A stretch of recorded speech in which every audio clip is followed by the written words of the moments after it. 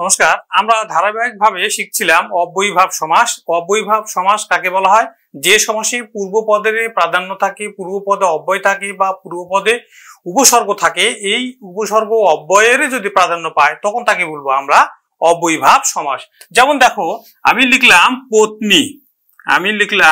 পত্নী। তো দেখো, পত্নী বলতে আমরা সবাই বুঝি পত্নী মানে হচ্ছে স্ত্রী, কিন্তু এই পত্নীর আগে যদি আমরা একটা উপসর্গ লাগাই তখন দেখো হয়ে গেল কিন্তু উপপত্নী। তার মানে পত্নী নয়, পত্নীর মতো, যার সাথে ত্রিযাপন করা যাবে কিন্তু সে স্ত্রীর মর্যাদা পাবে না, তাকেই বলা হয় কিন্তু উপপত্নী। তাহলে পত্নীর সদৃশ, পত্নীর মতো মানে কি? পত্নীর সদৃশ, পত্নীর মতো। নদী, এখন দেখো নদী বলতে আমরা সবাই বুঝি, কিন্তু যদি বলি আমরা উপনদী তাহলে কিন্তু দেখো উপসর্গের কিন্তু প্রাধান্য পাচ্ছে। উপনদী বলতে নদী নয়, কিন্তু নদীর মতো, নদীর তুল্য, নদীর তুল্য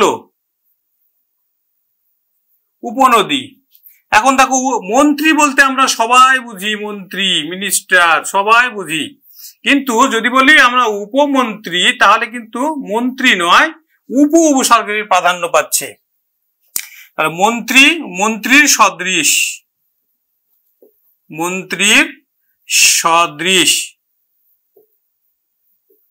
তারপর দেখো উপসাগর, সাগর বলতে আমরা সবাই বুঝি, কিন্তু যখন আমরা বলবো উপসাগর তখন কিন্তু সাগর আর থাকলো না, সেটা উপসাগর হয়ে গেল। তার মানে এখানে ক্ষুদ্র অর্থে ব্যবহৃত হলো সাগরের ক্ষুদ্র,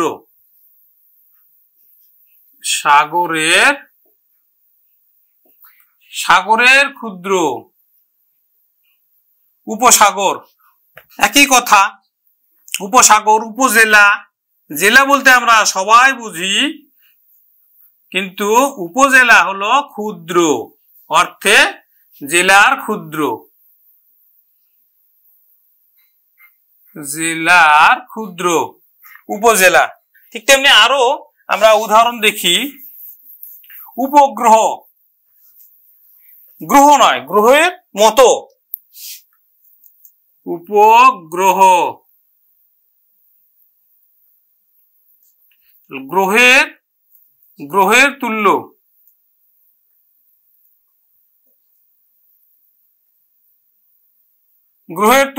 উপগ্রহ। উপদ্বীপ,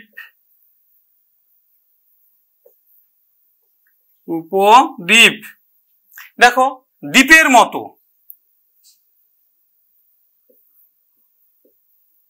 দ্বীপের সদৃশ, উপদ্বীপ। তাহলে উপসর্গেরই কিন্তু প্রাধান্য পাচ্ছে।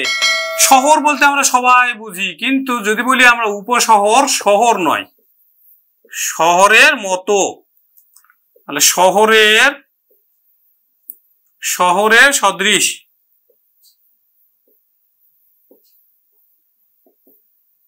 শহরের সদৃশ।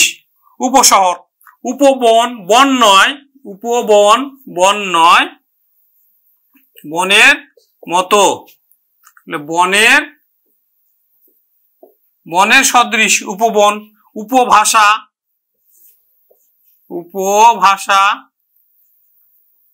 তাহলে দেখো একই কিন্তু কথা, যে উপসর্গের কিন্তু প্রাধান্য পাচ্ছে।